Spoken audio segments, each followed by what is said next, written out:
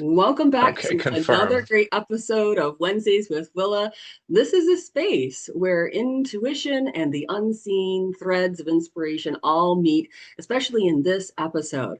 I am your host, Willa White, and this is my weekly podcast show that airs on my Facebook page, Willa White Medium. It also goes out on my YouTube channel, as well as the Lilydale Assembly Facebook and YouTube channel.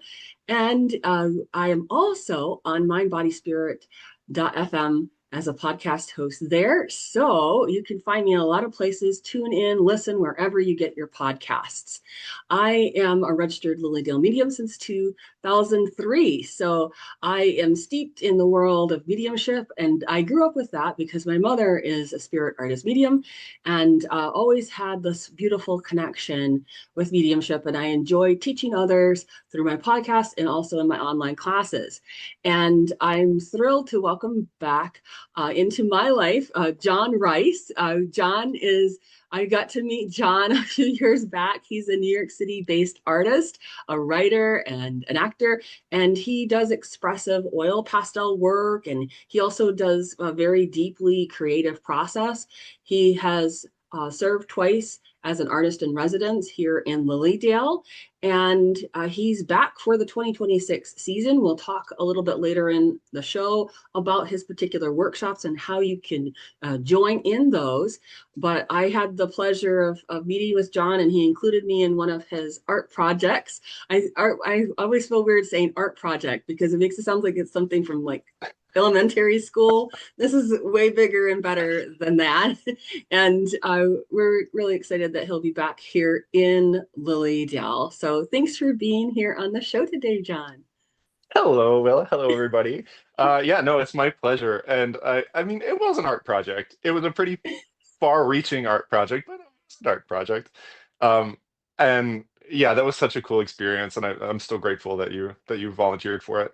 Because I Yeah. remember when you did it, like no one knew, no one understood what I was doing. It was No. through our mutual friend, Tiffany Hopkins, Yes, and yes. she kind of got everyone together and say, "Hey, my friend John's doing this, wants to do this residency, and will you sit with him?" And yeah, it was such a cool Yeah. experience. So it was that combination of intuitive and mediumship connection with art that you it Mhm. inspired a whole wall of paintings that you did Yes. and later displayed here in Lilydale. So yeah, Yeah. I've really A whole enjoyed and appreciated it. Mhm. a whole gallery full of artworks too, because I Yes, remember I wasn't even able to show all of the artworks that that's were created true. in That's Lilydale, but true. it had come from Pittsburgh, where I had just a big show that filled like a warehouse size space with these artworks that were inspired by sessions I had sitting with different mediums in Lilydale. Yes, I think it's wonderful, and it's something that people can see on your website. Yes. They can see that, and also because you did audio recording Mhm. of your time with mediums in terms of their answers to certain kinds of questions. Yes. So Yeah. parts of that important um, snippets of it you've been able to incorporate in this Hmm. interactive art exhibit, Yes. I guess is probably the Yeah. best way to describe that. So Hmm. yeah, really, really fun. And John does all kinds of art.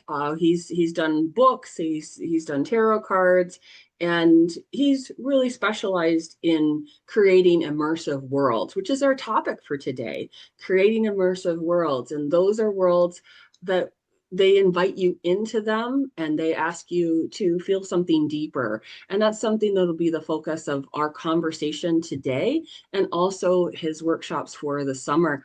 And you're going to talk a bit about the art of building those immersive worlds. Those are worlds that you can breathe in, worlds that kind of listen and maybe transform you. So it'll be wonderful to have this conversation with you today, John. Yeah, of course. I'm excited to talk about it. Yes. So you're known for creating deeply immersive artistic experiences. So when someone steps into a John Rice world, what do you hope that they feel first? I just want them to have a personal connection to the artwork. Um, I try not to. I think it's a trap a little bit once you get to a certain point of being an artist to like start to overanalyze your own work and be like, why am I doing this? What threads am I seeing through my work? I think that sometimes you can then start to then uh, start to put those things in your work intentionally as opposed to just letting them happen organically. So I think eventually what people started to see in my work was that I create these images. They're often vistas, they're often landscapes. Um, they have a very first person feel to them. So like sometimes there's figures, but they're often incidental, like very little tucked in the corners. They're often passive figures, not really doing anything super interesting, but like the viewer kind of like staring at this expansive world in front of you. And to me, I found that that makes people feel connected to the artwork in a deeper way. It gives them a little more agency in the artwork, um, because they're not looking at a figure doing something. They're not looking at, oh, those people sitting in the bar drinking absinthe, like some very famous French paintings. Uh, that puts the emphasis on the figure. It makes the Mhm. figure doing something, so we're looking at them voyeuristically. Whereas when you feel like the subject looking at these expansive views, I think that that forms an instant connection that then allows you to make your own associations with the artwork. At least that's my hope. And again, I try not to think too much about that when I'm doing new stuff. Um, because then it's tempting to be like, okay, well, this is my signature style. Let me just make everything look a certain way. Right. Um, but for whatever reason, that was the style that emerged organically from me before I started to think about it. And actually, this is an interesting point to bring up. We had just talked right before you started recording about a trip I was on to Japan, and it was a group trip, and we had a shared photo album. Um, and everyone was uploading their pictures, and I noticed after the vacation, I noticed everyone else's pictures were of people. They were the people on our trip, like smiling, hanging out, candid photos, and almost all of my photos featured no people. They were just like the temple or like the mountain or like the flower. And I found that so interesting. And I was like, why do I do that? Like, what is that I like remove the human element?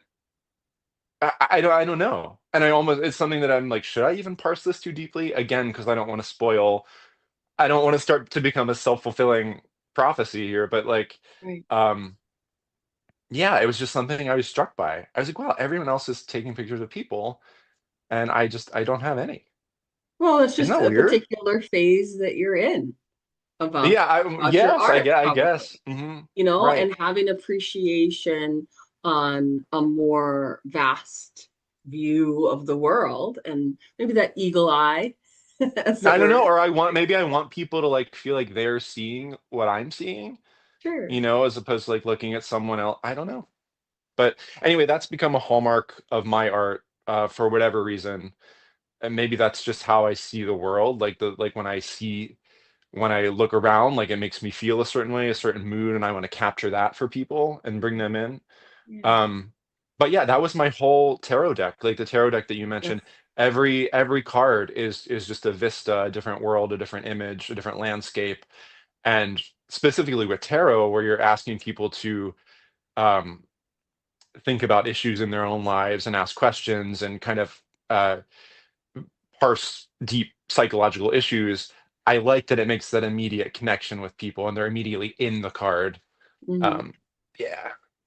Right. Sorry, my Zoom was doing something weird. That's okay. And what do you remember as originally drawing you to immersive art? Was there a moment or an influence that shifted your creative path in this particular direction? Um, there was never a specific moment. It really is something that I just started to do, like I said, without thinking about it. But I have noticed over the years the art that I'm drawn toward, like when I go to museums and stuff, tend to be these open, solitary landscapes. Like there are a lot of like Dutch masters who did seascapes with like the moon glistening over the water. I don't know why that just cuts That's right so to my you. soul. Hmm. Like it just cuts right to my heart. And and then like even like Van Gogh's work, where like he would occasionally have like workers in the field and stuff, but his pieces that are just like the rolling wheat fields and like the blue skies. I Mhm. just that gets me. Monet, his his flowers that are just kind of like these color fields. I love that. So immersive art can feel almost like it's a portal, like you're stepping Yes. into that Hmm. world. And Yep. to your point, that's what Van Gogh excels at, and Hmm. that's Yes. definitely where your art takes people, takes us. And what do you feel people are seeking when they step into an alternate world? Do you see that immersive creation as a form of healing or transformation or self-discovery? Yeah. I mean, all of those things. When you're thinking about a portal that takes you out of your own life for a moment, I think that opens a doorway to lots of different psychological things to happen.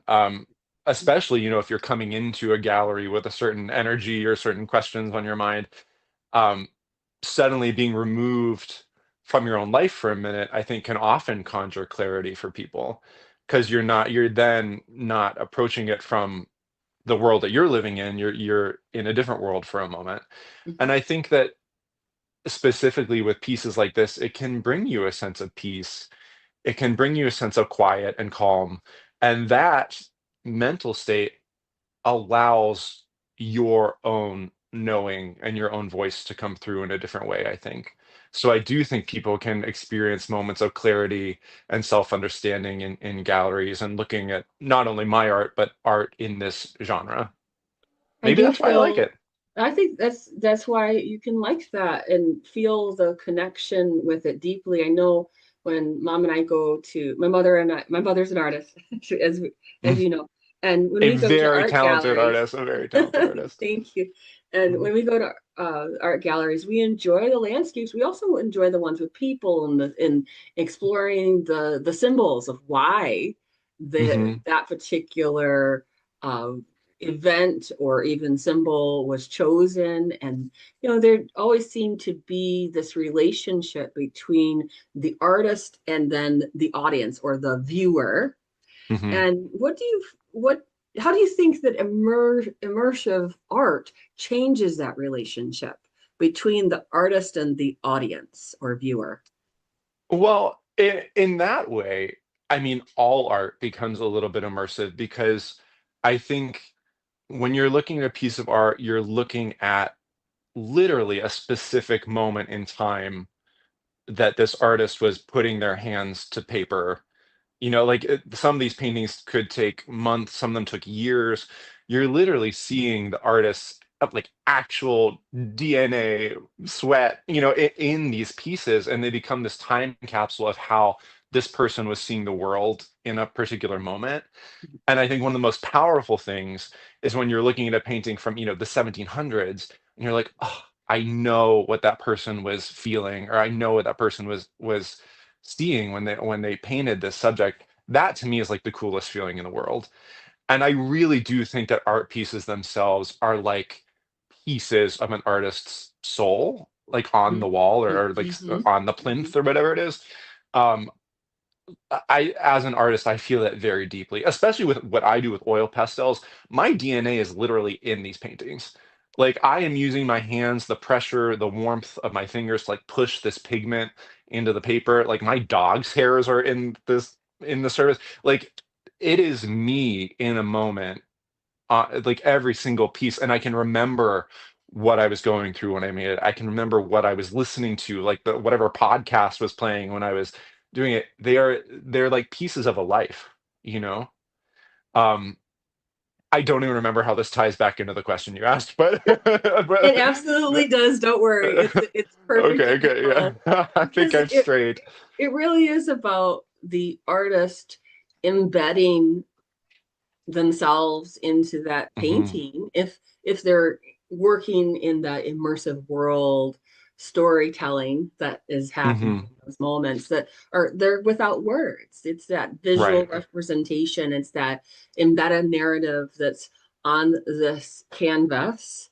And Hmm.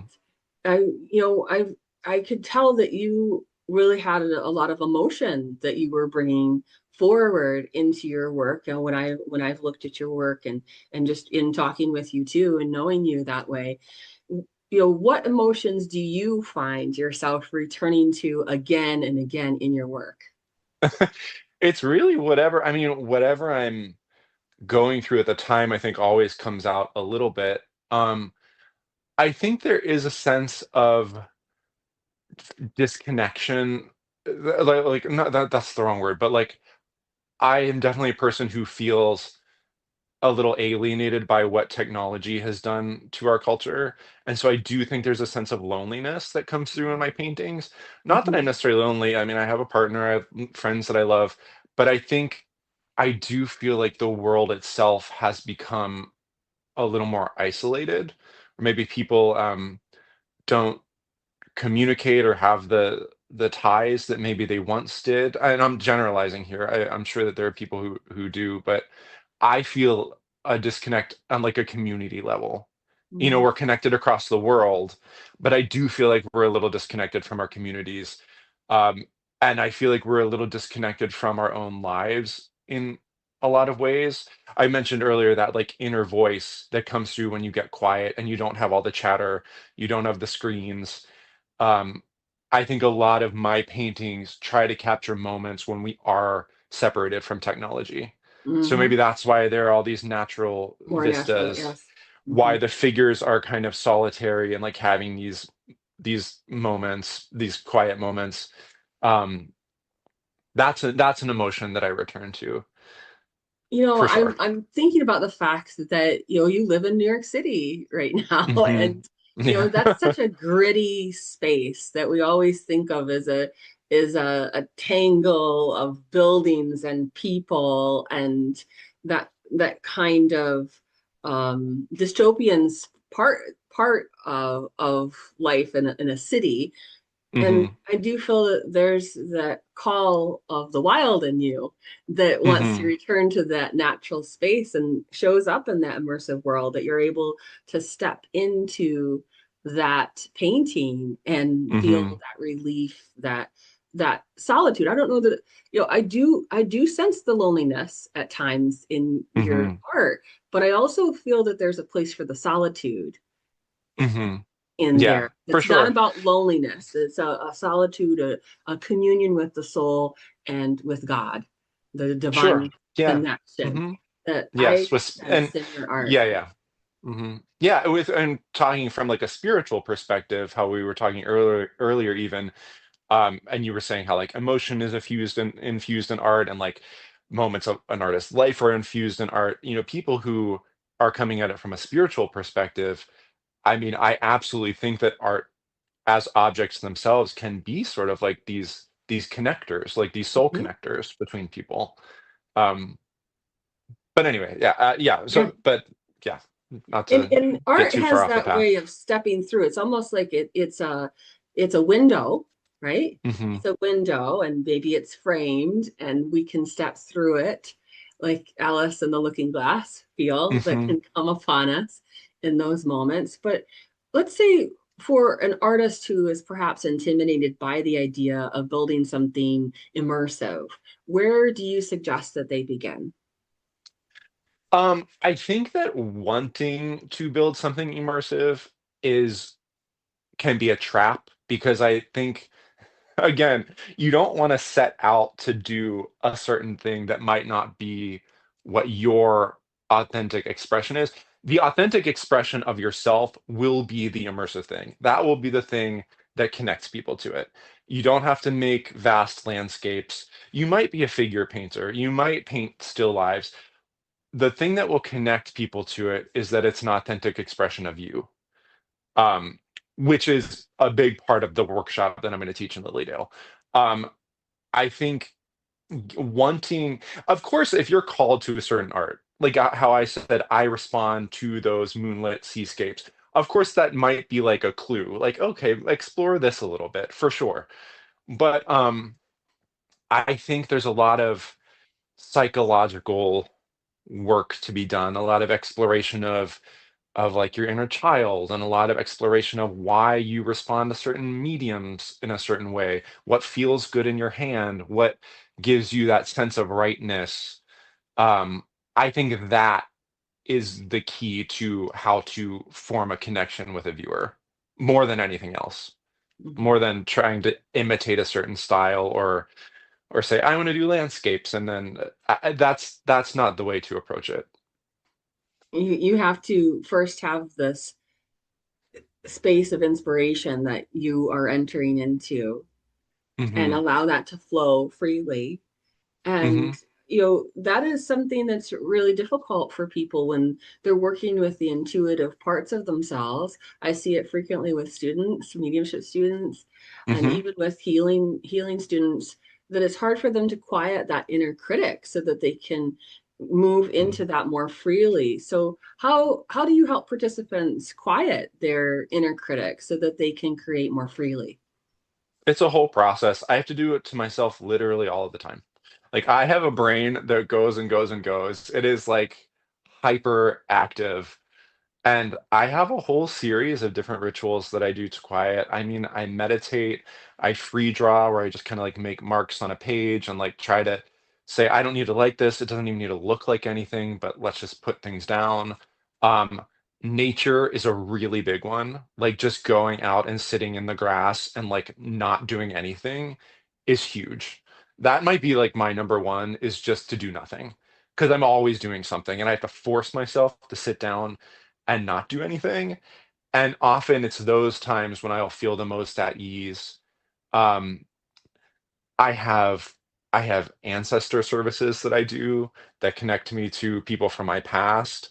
Um, there's a whole series of things and a little toolbox that I have, but it's different. It's going to be different for every person, And you'll honestly. go in more in depth than that with the workshop, of course. But Yes. Hmm. when Yeah. when you begin designing an immersive environment, what do you feel is the first element that you anchor yourself in then? Would that be emotion, color, story, sound, your soul, something else? What do you feel that that is that you first anchor yourself in? Definitely the feeling. Uh, I always come back to the feeling. Like when I'm questioning well, let me explain a little bit about how my process works, and I think that then that will lead into what you're asking. Hmm. Um, I see artworks fully formed in my head. I always have. And it wasn't until I actually took a class on mediumship with our mutual friend that I even started to honor those thoughts for what they were. I just kind of took for granted that everybody could do this. Um, but it wasn't until I took this class and the whole crux of the class was that we receive these messages that could very well be from outside of ourselves. Like once you get quiet enough to hear things or see things or feel things, you know, these images come into our mind. Maybe it's words for some people, maybe they feel an emotion. Um, it could come from our subconscious. It could come from, God. It could come uh, from spirit. Different people see it as different things. But in for whatever reason, I get these images in my head, and I can see these things fully formed. I can see these paintings like done. Um, and so for me, the struggle was committing to those and honoring them and saying, okay, these thoughts are valid. Hmm. I'm going to put this down as it appeared in my head and not let my overthinking brain want to change this and that and try to make it Hmm. better. Even if I don't like a piece, if I don't agree with a piece, if I whatever it is, I'm just going to make it. And then it's out in the world and it's done. I'm not going to analyze where it came from. And that is the whole gist of my artistic process. Like that is like the thing that it hinges on. Every piece that I do arrives in my brain and I put it down as I see it. But regarding what you were asking, if I'm ever in the midst of a piece or I'm kind of like stuck or whatever, I always come back to the feeling. I'm like, how Hmm. did this make me feel when it entered my brain? That emotion How of did it. it make me feel? Because that's how I know it's going to make others feel. Hmm. And so that's what I'll lean into, that sort of mood or that feeling. Right. So Sorry, that was a that'll very be roundabout conveyed. way to answer your question. No, no, I love it, Yeah. and I think it's important to for people to understand your process for bringing forth that immersive world and Hmm. that it comes fully formed. It kind of reminds me of Michelangelo. He would look at a big block of marble and he'd be like, I see the angel in the marble. Hmm. And then he would Hmm. just carve that. I don't know Yeah. how he did it, but he would carve that. And that's really, really difficult because you're thinking, my goodness, this is, you know, nobody could do that sort of thing. But to Hmm. stay true to the original vision without spontaneously changing it, there's so many people that would allow that spontaneous organic flowing part of themselves to do this. So do you counter this image that you receive, that kind of art? Do you also do spontaneous art? Other than some of what I would call, those little marks on the page, I call those like stretching. Like that's Yes, that's what just it is. Yeah, it is like a warm that's up. it, Hmm. or vocal Yeah. warm up, only it's artistic Hmm. warm up, what you're doing Yeah. with it. But that's Hmm. such a so do you feel that for you in your process it's best to just honor the vision rather than go into little play mode and That's what I've done thus far. And if I want to play, there are ways to play to stay true to what I saw and play with mm, like, okay, well, let me make different marks here, or let me like experiment with like, making this edge a little round, or like, there are ways to play within those parameters, which is right. what I do currently. It's funny that you asked that because I am sort of hitting a wall where I want to play more. And so Mm-hmm. I suspect that that might be a phase I'm going to enter maybe Mm-hmm. soon, where I really do try to get more uh, intuitive with the actual process itself. I'm not sure how that will jive with me like seeing these pieces, but I'll figure it out. Yeah, That's what it will be. That's what the that's phase the will be. journey. Yeah, exactly. And Actually, And go I think ahead. it's good that you're explaining that you have that your balance comes from having that structure of the original image, holding true to that as best as you possibly can, and Hmm. making that come out so that you uh, don't shift it into something that doesn't have that glowing regard. I'll just use Right. that Hmm. word, that phrase. And so many times people are thinking about art be part of that spontaneous process. So when when you see other people creating their immersive worlds, how do you see them working with that balance of structure and spontaneity? I think that's a very personal process. I definitely am. I definitely feel jealousy when I see people who are very loose with it, for sure. Right. It's that thing where you always kind of value what you can't do, or what you like, the thing that mystifies you. Um, when I see someone who can just take a thing and just, I'm just gonna put a line here, and that it looks like a beautiful creation, I'm so jealous of that. I'm like, my brain doesn't get it. I'm so meticulous. Again, I think I am going to enter a period at some point where just force myself to do that, because I am called to do that. Like, there's a part of me that I think the reason I love it so much is because I want to be like that, free with it. So I think that's going to happen. But again, it's just letting things evolve as they will, Right. you So know. for you, initially, the role of intuition is to just get the initial impression of what it is supposed to be. And then from there, then on out, that is you utilizing your technique as an artist to bring that Hmm. out. Now, Hmm. in immersive art, that a lot of times that's a blend of disciplines. How do you decide which mediums, and I mean art mediums for those who are listening to the show, art mediums and art techniques that belong in that particular world that you're building. Does all of that come with the vision, or is that something that you build? Um, in my experience, it has come with the vision. I've definitely done So multimedia here's the work. supply list, and here's the vision. Well, within reason, like, I for example, in one of the works that I did with one of the mediums, who was it who had this answer? I want to say that it was um, maybe Michaeline Clevenger. Um, we were talking about finding inspiration.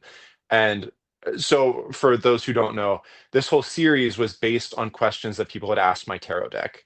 And I sat with mediums in Lilydale with these questions that people had asked, and they channeled guidance based on these questions. And then I turned those answers into art pieces. So, this question, someone had asked, how do I find inspiration? And I remember Mike talked about bringing things down to the small, like instead of having the grand, thinking about like the grand vision, bringing things down to the mundane, the things you see in everyday life. And I created this for the art piece. I created this structure out of open cardboard boxes for like thinking outside the box. And then in each section, I had a found object, just something that I saw at a flea market or something I had in my house that was kind of ordinary. But when you really looked at it, maybe there was something sculptural about it or something interesting, or it reflected the light in a certain way. And so I created this assemblage of found objects. When I had the vision for the piece, I saw, the structure, like the honeycomb structure. I knew there would be objects in it, but what the objects were, I didn't necessarily see. I just knew kind of the feeling, again, the feeling of what I wanted inside these little components. So, um, yeah, it's within reason. You don't want to get too rigid with it. And I think that that resonates with you so strongly because you tend to do very small, detailed work. Mhm. So it's Yeah, right. extremely small. Like Yeah, I don't think people understand because some people haven't seen your work, but it is almost minute. Like yeah, I it's remember tiny. thinking you could probably paint on a grain of rice because it has such a Not with oil pastels, you can't. I'm microscopic, limited. I'm right? But limited. Yeah. it feels like But there people might need to get their magnifying glass out at yeah. times Well, I because do. you're Let able me show to you go something. very small. Let me show you something. I'm at my work table right now. Let me see if I can find. So, like, this is an example of a tool that I use. Do you see? Where's my Let's camera? see, Do you right see there. this? Is that in Yes, focus? It's like literally a needle. It's like it does literally a look like a tiny needle. needle. Yeah, so like it's that size that we're talking about here. So it is small. It is small. It is, and they're just such wee little images in there, Hmm. Yeah. and strokes and so Yeah. I just wanted to make sure I mentioned that, especially when we're talking about inspiration on a small scale. Hmm. Talk about microscopic level Yeah. for John. It started because I live in New York City and I just didn't have space to do big paintings. Hmm. Big paintings, they take up a lot of room. They're very expensive. They're expensive to frame. They take up real estate on the wall. But with little ones, I can put 25 of them into a binder and it's done. So Yeah, it's yeah. good to go on that. So, what Hmm. new worlds are you dreaming about right now? Well, I have two projects that I'm working on right now. One is a Lenormand deck. Do you know anything about Lenormand? Some people say Lenormand, but I say Lenormand. Okay, go Do ahead. you know anything Explain about it? explain that to our listeners. Okay, so Lenormand is like adjacent to tarot. They're both card reading systems. They are very different though. Tarot is a little more, I find, interpretive. Lenormand is like brass tacks, like your best friend sitting you down and saying like this is what you need to hear. Sometimes it's a little tough, but I like it. It has 36 cards, and each card has a symbol on it from everyday life. So like a dog or a key or a book. And depending how they fall in the reading, you sort of read them almost like a story. And where, like, if you switch the position of one card, it changes the entire meaning of the story. So it's fascinating as a storyteller. I just think it's a cool card reading system. But in Lenormand, there's a thing called a grand tableau spread, and it is where you lay all 36 cards on a table and give this really comprehensive reading uh, of everything, of finances and career and love life. It covers everything. depending on where these cards are on the table. So if like one card is further away from another, it means something. If one card is higher than a different one, it means something. And I created this single artwork. It is a big panoramic landscape. I can actually probably grab it. It's over there.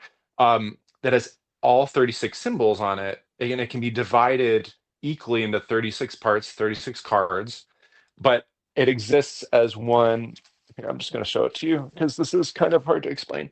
It exists um, as one world. So like this is the whole thing.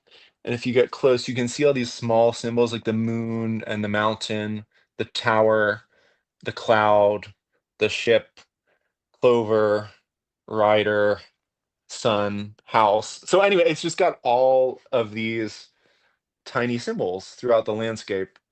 Um, and I was just, yeah, I was inspired by the grand tableau.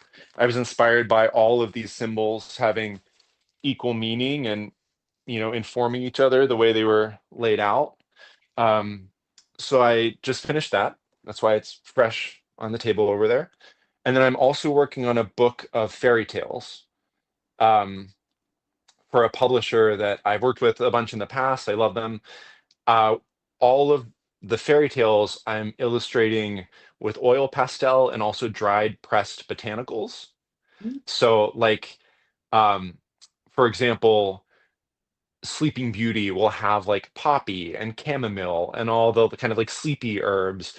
And Hansel and Gretel will have like vanilla pods and fennel and thyme and like the edible botanicals. And I'm overlaying all of them with the oil pastel. It's hard to explain, but it's going to be a really cool book. And it comes out in spring of next year. Beautiful. It sounds Yeah. wonderful. And Yeah. I do feel that in terms of this, you do enjoy the story. A lot of the tableau of the tarot cards that you had displayed, and then also all of the questions that people asked that you then asked us mediums for Yeah. the guidance with. Those are Hmm. stories. Those are people's life Yes. stories that Hmm. you're getting snapshot of their query at that particular Hmm. moment. And Yeah. so, I think it's wonderful that you're taking from the big picture and then Hmm. saying, see, this is the tapestry of life. Yeah. And, it's all about how we interpret that tapestry of life. Hmm. What the So tarot deck revealed. Oh, sorry. Go go ahead. ahead, go ahead. No, go right ahead. Yeah. I was just gonna say what the tarot deck revealed was to me was that my art could have a tangible real world effect for people. Because when people started using it, I mean, I still to this day get messages every day from people like around the world about how like my deck allowed them to make a certain decision or influence their life in some way. And I think when you realize that art can have that impact, at least for me, it then made every subsequent project, it made me say, okay, who is this for? How can it enrich their lives? How can it help people? And that is always a question that I ask before any project. Um, because I think once you realize that art can have that power, then why would you want to do something else, Hmm. At least for me. Hmm. And so that's what draws you to this immersive art and the evolution of that. So how do you see immersive art evolving over, let's say, the next decade for people? I definitely think it's going to become more experiential. We're already seeing this with sort of like those immersive pop-up like Van Gogh immersive Right. whatever, like the all the like Instagram pop-ups that are like come and like take pictures of yourself against this weird background or whatever. I think that even one of my shows, I did a gallery show uh of my tarot deck and I basically set design it. I designed it. We did it in an off-Broadway theater. We had all this cool lighting. We erected this tent, almost like a tent from like A Thousand and One Nights or The Alchemist, this sort of like desert feeling tent, and hung the artwork around the perimeter of the tent. And then inside we had this shrine with all these different artifacts from around the world where each one represented a different tarot card. And people could come inside and kind of make that real world connection. it was my favorite show I've ever done. I mean, people would come in and spend an hour that we had cushions on the floor where they could sit and like meditate. It was so cool.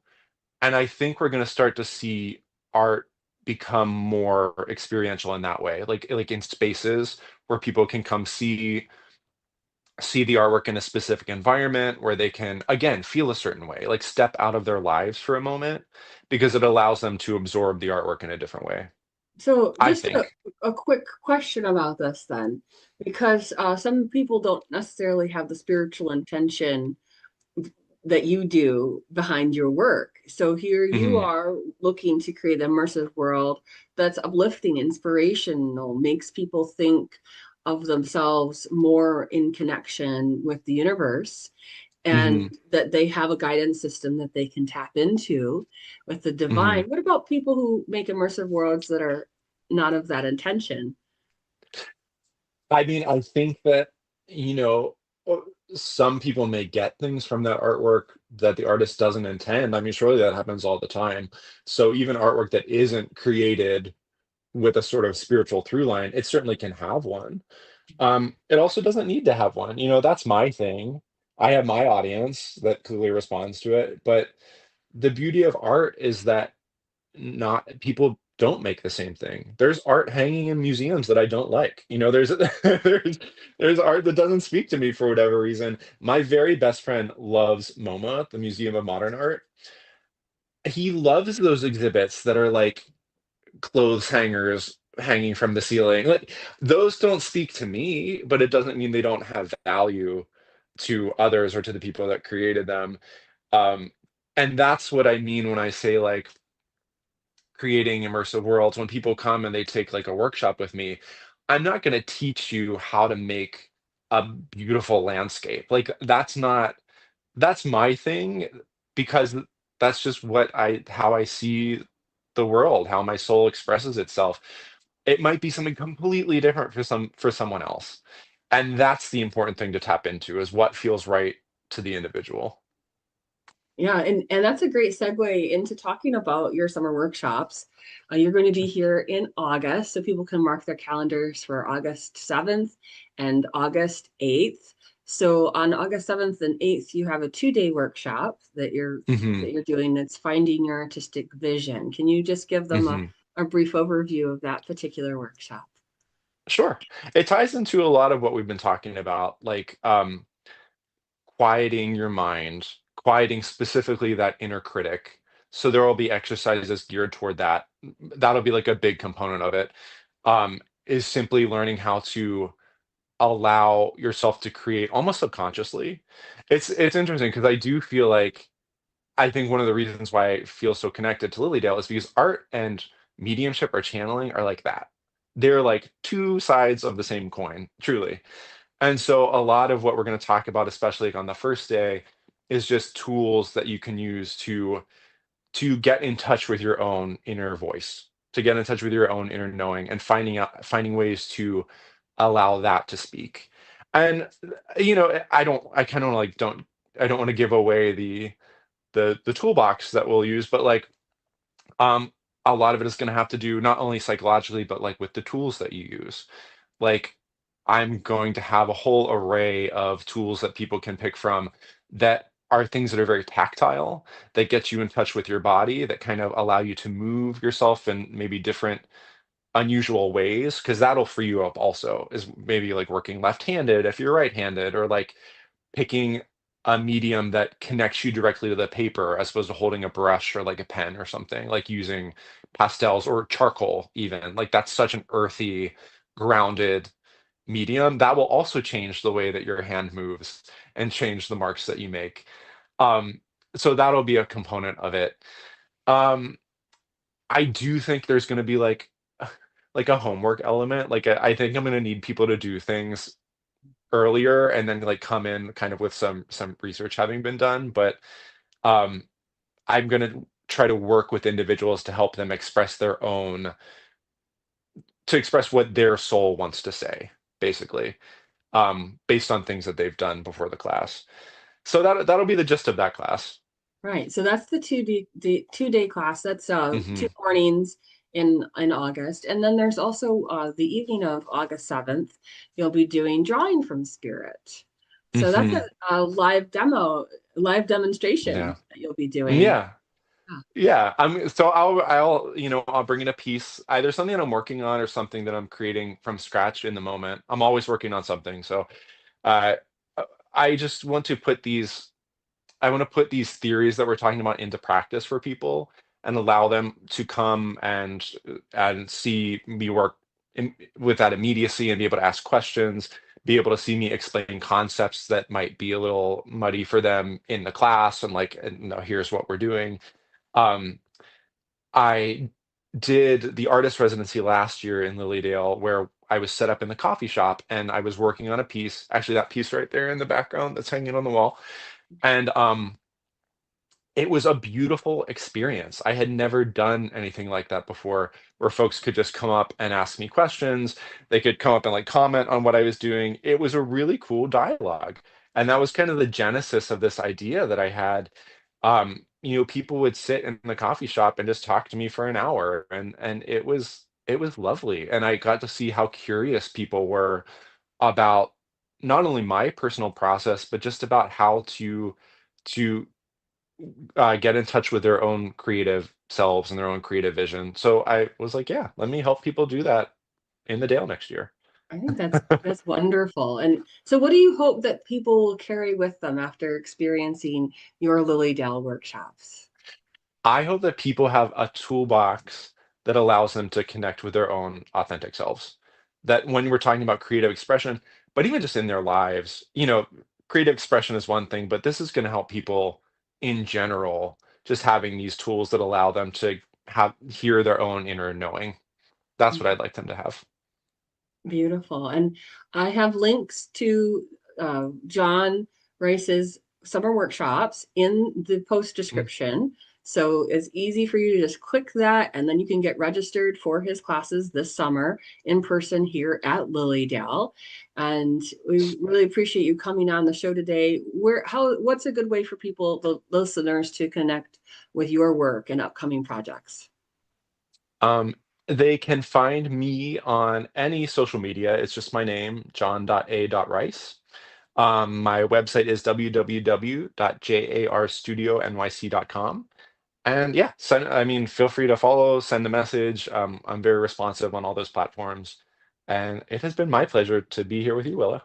Absolutely. We really appreciate you sharing your insights into creating immersive worlds. We're looking forward to you being here this summer to really bring it home to people even more. But Yes. what a journey. Immersive art reminds us that it isn't just about what we see, it's about what we feel, it's about what we remember and what we discover about ourselves along the way. So just know that while John's going to be visiting here in Lilydale, he's not just teaching technique. He's really hoping to help you open certain doors so that you can explore your own inner world and bring them to life in ways that are intuitive and deeply human and Mhm. Yep. soulful, right?